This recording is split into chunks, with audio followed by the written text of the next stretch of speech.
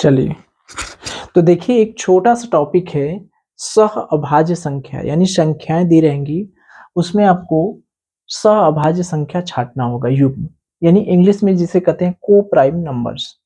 तो सह अभाज्य संख्या क्या होती है बच्चा? ऐसी संख्या है जिसका महत्तम समाप वर्तक एक होता है। ठीक है, सह अभाज्य संख्या क्या होती है? ऐसी संख्या जिसका मौसा निकालिए वो क्या है? एक। ठीक है, तो वो संख्या है, जैसे प्रश्न दे दिया, जैसे आप एक प्रश्न देखिए, ये कौन सा प्रश्न है? ये देखिए तीसरा प्रश्न है कि निम्न में से कौन सा सह अभाज्य संख्याओं का एक युग्म है? देखिए ए दिया है 14 35 और वी दिया है 18 25, सी दिया है 31 93 और डी दिया है 32 62। ठीक है, और एक सवाल है इस तरह से, देखिए 13वां, देखिए निम्न में से कौन सा 2023 में आया है, कौन सह अभाज्य संख्याओं का युग्म है? 18 25, ठीक है, 31 93, वही सवाल लिया है, नहीं 5 15 7 21, थोड़ा अलग है। ठीक है, ये 2023 में पूछा है और ये जो है 2020 में पूछा है। ठीक है, तो ये बहुत छोटा सा टॉपिक है, बस इसमें आपको याद क्या रखना है? इसमें याद ये रखना है कि सह अभाज्य संख्या किसे कहते हैं?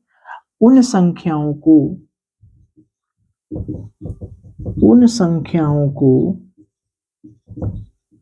जिनका मौसा एक होता है, मौसा एक होता है, उन्हें सह अभाज्य संख्याएं कहते हैं। तो अब तो हमें लग रहा है समझ गए होंगे कि सह अभाज्य संख्या माने उनका मौसा एक होता है।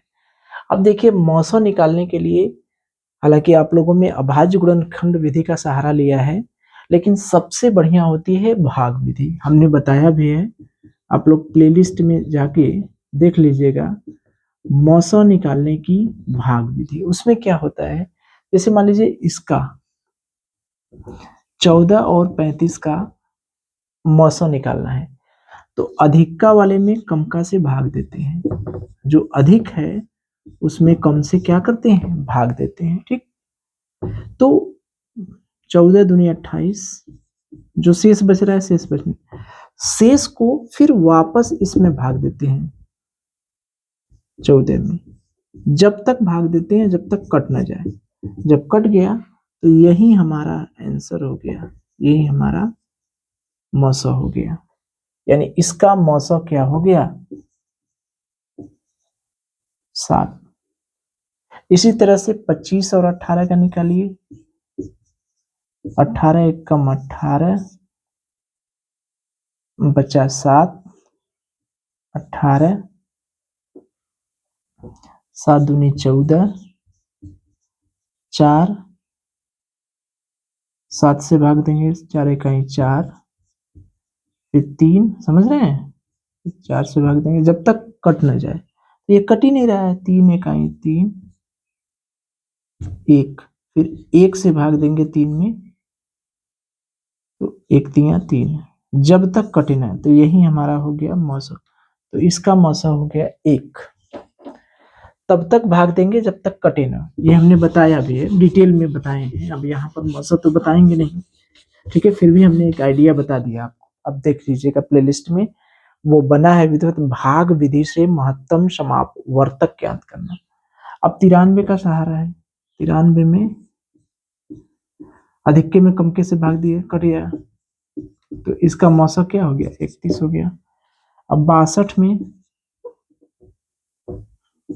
32 से भाग देना है, 32 दूना 64, एक बार जाएगा, ये आया 30, फिर भाग दीजिए 1 30, फिर 2 30 से भाग दीजिए 15 बार जाएगा, तो ये मौसा हो गया 2।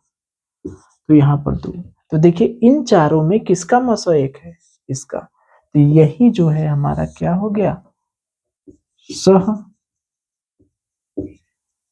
अभाज्य संख्या है। तो ये चेक करना होता है, इस तरह से युग्म के रूप में दे देगा, पेयर्स के रूप में, अभी हमने दिखाया है आपको कि पेयर्स के रूप में दे देगा, उसमें चेक करेगा, कहेगा कि बताइए कि कौन सी सह अभाज्य संख्या है। तो सबका मौसा निकालना पड़ेगा। मौसा निकालने के लिए भाग विधि का सहारा आप लोग लीजिएगा।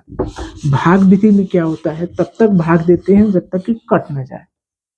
तो जब कटेगा तो अंतिम वाला ही मौसा होता है। जैसे 18-25 का उदाहरण लेके हम आपको बता दें, अधिका में कमका का भाग दे दिए, 18 एक कम 18, 7 बचा।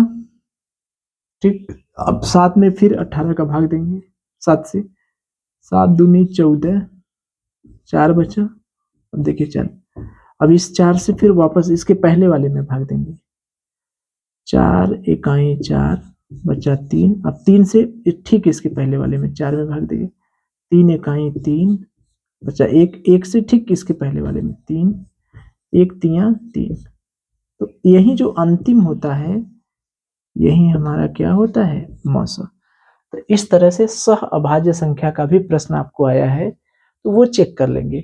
अगर पूछता है कि सह अभाज्य संख्या क्या होगी, तो ऐसी संख्याएं जिनका मौसा 1 होता है उसे क्या कहते हैं, सह अभाज्य संख्या। ठीक है, तो इस तरह से प्रश्न आया है वो कर लेंगे।